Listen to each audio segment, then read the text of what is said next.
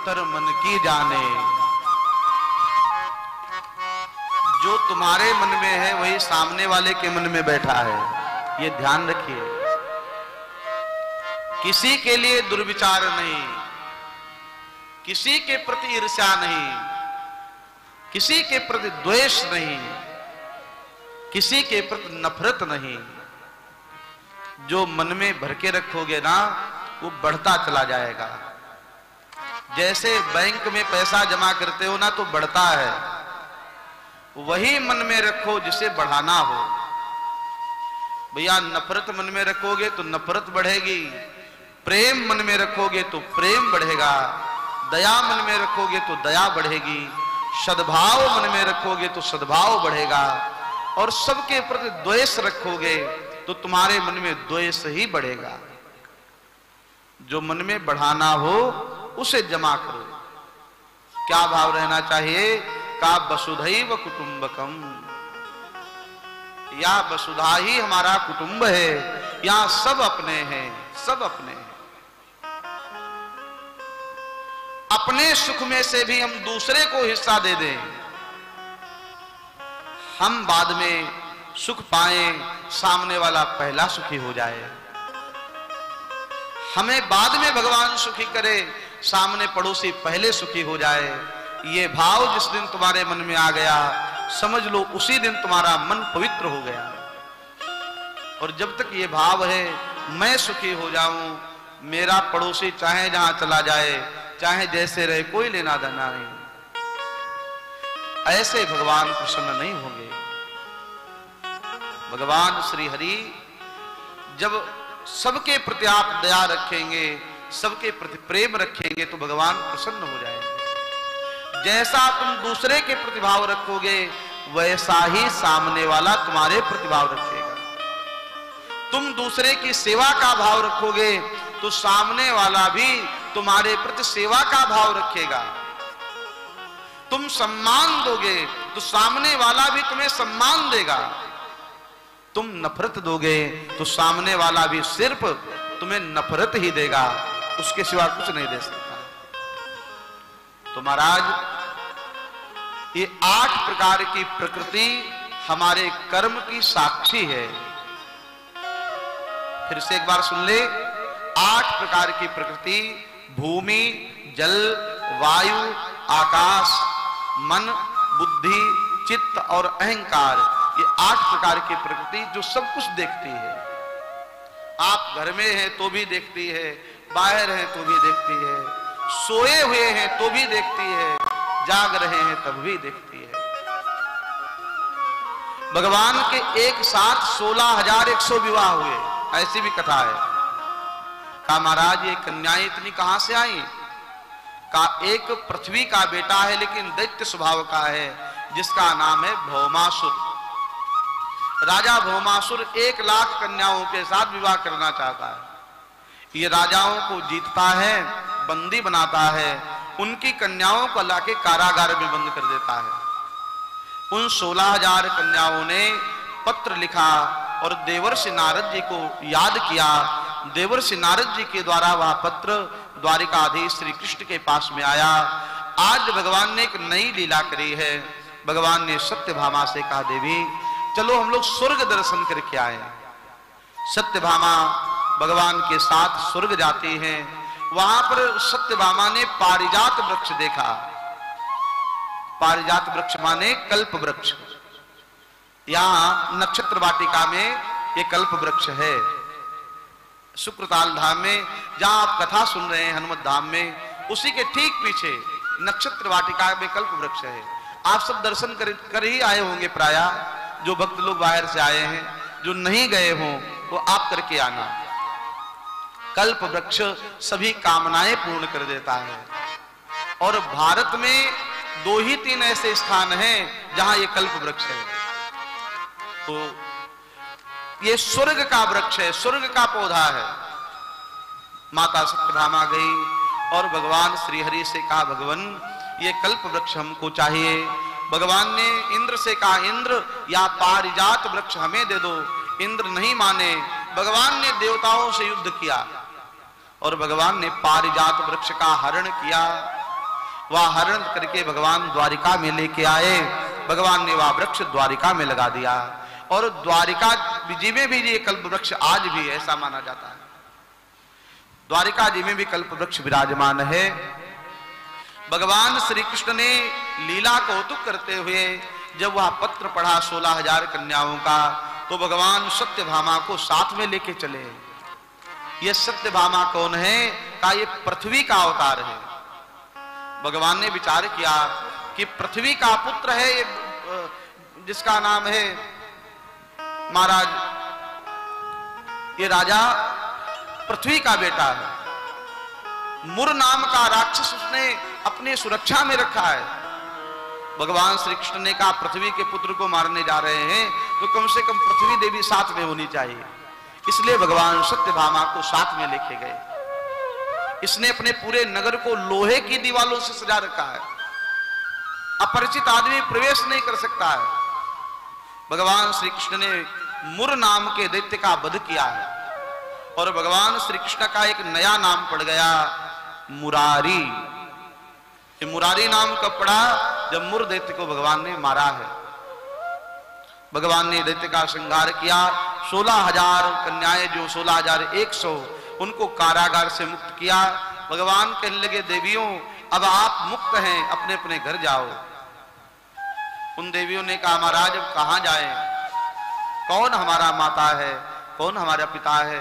अगर कोई होता तो मुझे बचाने आता, कोई मुझे बचाने तो नहीं आया, इसका मतलब आपके सिवा हमारा कोई नहीं है। भगवान ने विचार किया क्या करें? इनको अगर बहन बनाते हैं तो एक समस्या रहेगी, का इनका विवाह 16,100 जगह अलग अलग करना पड़ेगा और फिर 16,100 बहनें अगर होंगी तो किसी के यहाँ कोई समस्या, किसी के यहाँ कोई समस्या। मैं तो समस्या के निराकरण में लगा रहूंगा। इसलिए भगवान ने बहन नहीं बनाया, बेटी नहीं बनाया। उन देवियों से कहा ठीक है आप द्वारिका में रहें। और वैसे भी वो 16,100 देवियां भगवान को पति मानती थी। तो आज भगवान श्री कृष्ण ने उन 16,000 कन्याओं के साथ विवाह किया है और भगवान श्री कृष्ण 16,108 पत्नियों के पति बने हैं। का 16,108 ही क्या, भगवान तो विश्व के पति हैं। भगवान तो जगतपति है। भगवान का वंश बहुत बड़ा हुआ है।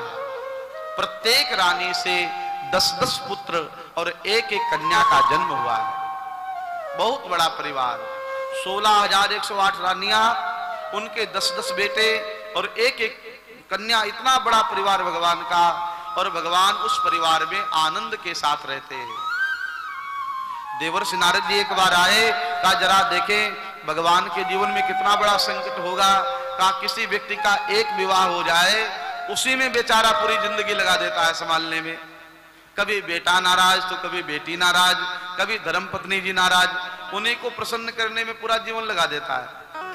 इनके यहाँ तो 16,108 हैं। चल करके देखे क्या भगवान कैसे रह रहे हैं। तो नारद जी आए, भगवान को कहीं स्नान करते देखा, कहीं शयन करते देखा, कहीं भोजन करते देखा, कहीं विश्राम करते देखा, कहीं गौसेवा करते देखा, कहीं यज्ञ करते हुए देखा, कहीं बालकों को गोदी में खिलाते हुए देखा। जिस जिस रानी के भवन में गए वहां वहां भगवान के अलग अलग स्वरूपों का दर्शन हुआ। लेकिन एक बात सब जगह समान थी, क्या? का भगवान सब जगह प्रसन्न थे, भगवान दुखी नहीं थे। नारद जी ने धीरे से भगवान से पूछा, भगवान ये 16,108 रानियों के साथ रह करके आप प्रसन्न कैसे रह लेते हैं? तो भगवान ने एक बड़ी सुंदर बात कही। कहा नारद जी अगर इस परिवार के साथ सुखी रहना है तो एक काम करो। क्या? का परिवार से कभी अपेक्षा मत रखो, किसी से ये अपेक्षा भी मत रखो कि ये हमारी सेवा करेगा, किसी से ये भी अपेक्षा मत रखो ये हमारी बात मानेगा। अपेक्षा अनपेक्षा सुचिर दक्ष उदासीनो गतव्यथा सर्वारंभ परित्यागी भक्तिमान्य समे प्रियः। भगवान कहते हैं संसार में सुखी वही रह सकता है जिसको किसी से कोई अपेक्षा नहीं है। निर्मान मोहा जित संग दोषा अध्यात्म नित्या विनिवृत्त कामा द्वंद्वैर विमुक्ता सुख दुख संगैर गच्छन्ति मूढ़ा पदम अव्ययम तत्। कहा भगवान किसी से अपेक्षा नहीं रखते हैं। परिवार के लोग सेवा करेंगे कि नहीं करेंगे, इस प्रकार भगवान श्री हरि बड़े प्रसन्न रूप से वहीं पर विराजमान रहते हैं। इधर एक दिन की बात है, भगवान के पुत्र पौत्र आदि वन में गए हैं, वहां एक गिरगिट को देखा है। भगवान श्री कृष्ण ने कहा प्रभु पितामह चलिए। भगवान ने कहा क्या हुआ? कहा एक गिरगिट दिखाई पड़ा है और वह है तो गिरगिट लेकिन मनुष्य की भाषा में बोल रहा है। भगवान श्री कृष्ण को एक कौतुक लगा। भगवान द्वारिकाधीश कृष्ण उस कुएं के पास में आए जिस कुएं में वो गिरगिट पड़ा हुआ था, और भगवान को देखते ही वह गिरगिट मनुष्य के आकार का होकर के दोनों हाथ जोड़ करके भगवान की भावमयी स्तुति करने लगा। भगवान ने पूछा भैया आप हैं कौन? तो उसने अपना परिचय दिया। नृगो नाम नरेंद्रो इक्ष्वाको तनया प्रभु। महाराज मेरा नाम नृग है। मैं आपने दानियों का नाम सुना होगा, दुनिया में जो सर्वश्रेष्ठ दानी हुई है उन दानियों में भी मेरा नाम सबसे पहले नंबर पर आता होगा। आकाश के तारों को गिनना संभव है, पृथ्वी के धूल कणों को गिनना संभव है, शरीर के रोम को गिनना संभव है, लेकिन मैंने जितना गाय का दान किया है उन गायों की गिनती करना संभव नहीं है। इतना तो दान किया। और वो गाय कोई सामान्य गाय नहीं थी। वह गाय कैसी होती है? उस गाय के खुर जो है वह चांदी से मढ़ाए गए थे, उसके सींग सोने से मढ़ाए जाते थे, उसके शरीर पर दुसाला हीरा जवाहरात का जड़ा हुआ दुसाला डाला जाता था। ऐसी गाय, असंख्य गाय, मैं नित्य 10,000 गाय का दान अलग अलग ब्राह्मणों को देता था। गौदान में मेरी विशेष श्रद्धा थी। एक बार मुझसे अनजाने में अपराध हुआ। क्या? का एक गाय मैंने दान की और वह गाय उस 10,000 गायों में से वापस गौशाला में आ गई। मुझे पता नहीं था।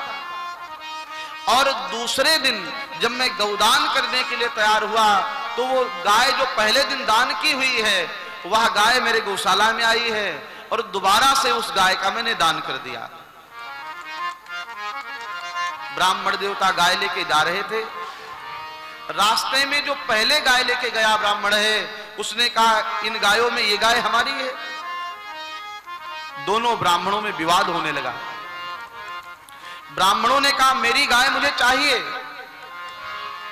राजा नृग ने कहा हे ब्राह्मण देवता आप एक गाय की जगह 10,000 गाय ले लीजिए, लेकिन इस गाय का ये झगड़ा छोड़ दीजिए। लेकिन ब्राह्मण नहीं माने। मैं कभी इस ब्राह्मण का पक्ष लेता था, कभी इस ब्राह्मण का पक्ष लेता था। यह देख करके ब्राह्मणों को क्रोध आया और ब्राह्मणों ने कहा राजा तुम तो गिरगिट के जैसा रंग बदल रहे हो, कभी हमारा पक्ष ले रहे हो कभी इसका पक्ष ले रहे हो। मैं श्राप देता हूं आप गिरगिट बन जाइए। और वही राजा नृग गिरगिट बने हुए हैं। भगवान श्री कृष्ण से कहा भगवान मैं जब मेरी मृत्यु हो गई मैं यमराज के धाम में गया तो यमराज ने पूछा पहले पाप का फल भुगतोगे या पुण्य का? तो कहा पाप का फल क्या है? कहा तुम्हें 10,000 वर्ष तक गिरगिट बनना पड़ेगा। धोखे से हुए अपराध का इतनी बड़ी सजा। तो यहां भागवतकार ने सूत्र दिया स्वदत्ताम परदत्ताम ब्रह्म वृत्तिम हरे चया 60 वर्ष सहस्राणि विष्टायाम जायते क्रमे। ब्राह्मण की वृत्ति का कभी हरण नहीं करना चाहिए। ब्राह्मण के धन का कभी हरण नहीं करना चाहिए। सुदत्ताम परदत्ताम वा, अपने द्वारा दिया हुआ या दूसरे के द्वारा दिया हुआ धन अगर दूसरे के हिस्से का कोई खाता है तो षष्ठी माने 60,000 वर्ष तक वह विष्टा का कीड़ा बनता है। षष्ठी वर्ष सहस्त्राणी विष्टायाम जायते क्रमी, वह कीड़ा बनता है। इसलिए किसी का हिस्सा कभी नहीं खाना चाहिए, अपने प्रारब्ध का भरोसा रखना चाहिए। हमारे भाग्य में जो मिलेगा, भाग्य में नहीं होगा वो नहीं मिलेगा। राजा नृग ने भगवान का दर्शन किया है और भगवान के दर्शन से पाप मुक्त होकर के भगवान के धाम को चले गए हैं। एक बार की बात है, भगवान हस्तिनापुर पधारे हैं। हस्तिनापुर में अर्जुन युधिष्ठिर महाराज राजसूय महायज्ञ करना चाहते हैं। उस राजसूय महायज्ञ में 10,000 राजाओं को जरासंध ने अपने जेल में बंद करके रखा है।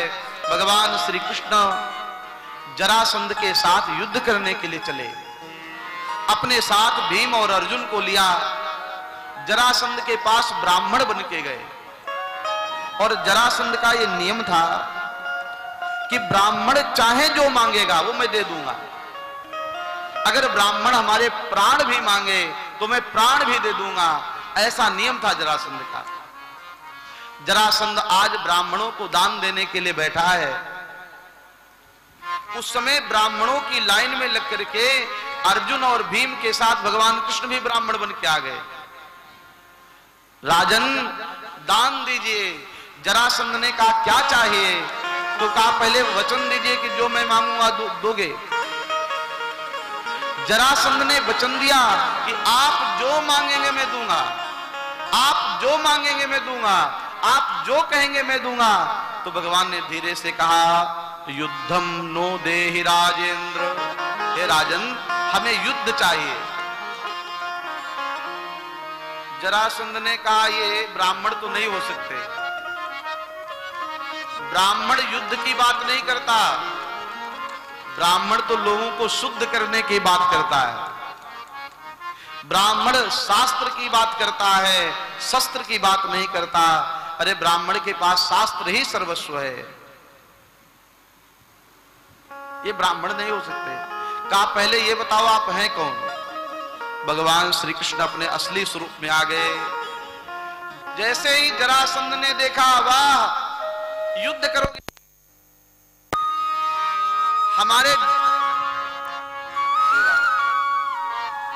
डर के मारे आप समुद्र में छिप करके बैठे हैं, जाकर के रणछोड़ राय नाम पड़ गया था आपका, आप युद्ध करेंगे?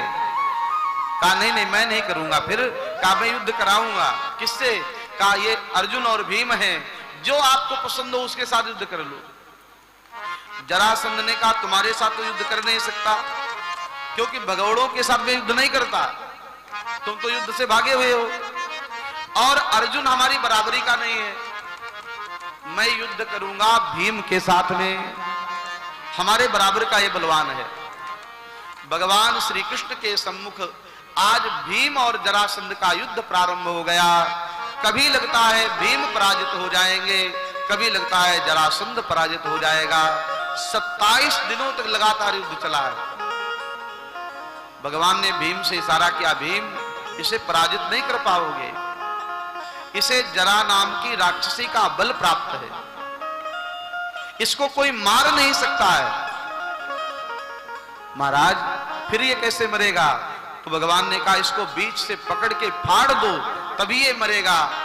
भीम ने दूसरे दिन यही किया, पैर पर पैर रख करके जरासंध के पूरे शरीर को 2 भागों में विभक्त कर दिया है, फाड़ दिया है। लेकिन जैसे ही शरीर फाड़ा गया, जरासंध का शरीर फिर से जुड़ गया। ये जरासंध जो है 2 भागों में ही पैदा हुआ था। एक जरा नाम की राक्षसी ने इसको जोड़ करके जल अभिमंत्रित करके इसको बहुत शक्तिशाली बना दिया। भगवान ने इशारा किया, कहा ये ऐसे नहीं मरेगा, कहा इसका जो दाहिना अंग है उसे बाईं तरफ फेंको और जो बायां अंग है उसे दाहिनी तरफ फेंको। भीम ने वैसा ही किया और जरासंध की मृत्यु होने के बाद जरासंध का पुत्र है सहदेव, भगवान श्री कृष्ण ने सहदेव को राजा बनाया है, और जो कारागार में 10,000 राजा बंदी हैं, वह 10,000 राजा भगवान की सुंदर स्तुति करते हैं। भगवान के यज्ञ में जाके राजसूय महायज्ञ संपूर्ण कराते हैं। राजसूय महायज्ञ में यह प्रश्न उठा कि अग्र पूजा किसकी की जाए, तो सबने एक सुर में कहा, इस सभा में अग्र पूजा के योग्य कोई व्यक्ति है तो वहां है द्वारिकाधीश श्री कृष्ण, उन्हीं की अग्र पूजा होनी चाहिए।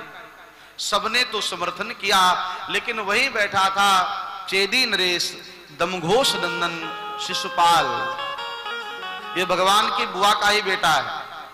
और शिशुपाल ने कहा, अरे इसकी अग्र पूजा करोगे, जिसके नाम का भरोसा नहीं, जिसके काम का भरोसा नहीं, जिसके गांव का भरोसा नहीं, जिसके माता पिता का भरोसा नहीं। कोई यशोदानंदन कहता है तो कोई देवकी नंदन कहता है, कोई नंद नंदन कहता है तो कोई वसुदेव नंदन कहता है। ये अहीर ग्वाला, गाय चराने वाला, वृंदावन में भ्रमण करने वाला, गोपियों का माखन चुराने वाला, इसको अग्र पूजा करोगे? शिशुपाल ने गालियां देनी प्रारंभ की। बलराम ने कहा, शिशुपाल अब समझ जाओ तुम्हारा हित नहीं है। भीम शिशुपाल को मारना चाहते हैं, लेकिन भगवान मना कर देते हैं। भीम भैया, इसकी मां को मैंने वचन दिया है, 100 अपराध तक मैं इसके क्षमा करूंगा। और जैसे ही 99 गाली दी, सभी गाली बोलने ही जा रहा था, भगवान को अपशब्द बोला, और भगवान श्री कृष्ण के हाथ में सुदर्शन चक्र प्रकट हो गया। और भगवान का वह सुदर्शन चक्र कराल काल के समान चला है, आकर के शिशुपाल के सर को धड़ से अलग कर दिया है। शिशुपाल के शरीर से एक ज्योति निकली है, वह ज्योति भगवान श्री कृष्ण के चरणों में समाहित हो गई है। या शिशुपाल कौन है? का भगवान के दूत जो जय और विजय थे, जिनको 3 जन्म राक्षस बनने का श्राप लगा था। पहला अवतार हिरण्याक्ष का हुआ, उसमें भगवान बाराह ने उद्धार किया। दूसरा अवतार हिरण्यकश्यप का हुआ, हिरण्यकश्यप हिरण्याक्ष भाई बन के आए। भगवान हिरण्यकश्यप के लिए नरसिंह बने। प्रहलाद के भाव की रक्षा की भगवान ने। प्रहलाद ने कहा भगवान खंभे में है, तो भगवान खंभे से प्रकट हुए हैं। प्रहलाद के विश्वास की रक्षा की भगवान ने। भगवान हिरण्यकश्यप को मारने के लिए नरसिंह बन गए। यही दोनों भाई दूसरे अवतार में हिरण्याक्ष, दूसरे अवतार में रावण कुंभकर्ण बने, जिनका उद्धार करने के लिए भगवान श्री राम बने। और यही दोनों भाई तीसरा अवतार इनका दंतवक्र और शिशुपाल का हुआ है। तो भगवान ने आज उसी जय विजय का उद्धार शिशुपाल के रूप में किया, दंतवक्र के रूप में किया है। भगवान श्री कृष्ण ने राजसूय महायज्ञ संपूर्ण कराया। और राजसूय महायज्ञ हुआ कहां पर है? का यहां से मात्र 40 किलोमीटर दूर हस्तिनापुर नाम की जगह है। आज भी वो हस्तिनापुर है। कभी समय मिले तो आप लोग हस्तिनापुर का भी दर्शन करने जाएं। वह हस्तिनापुर, भगवान वहां न जाने कितनी बार आए। उस हस्तिनापुर में भगवान ने पांडवों का राजसूय महायज्ञ संपूर्ण कराया। इसके बाद भगवान द्वारिका वापस आए।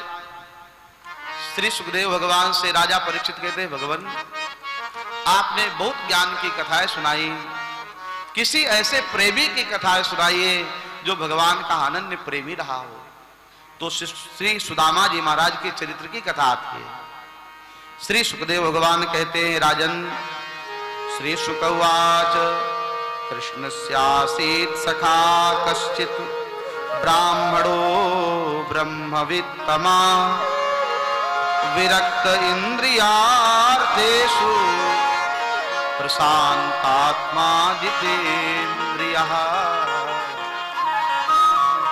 प्रसन्न विरक्त इंद्रियार्थेषु प्रशांतात्मा जितेन्द्रियः।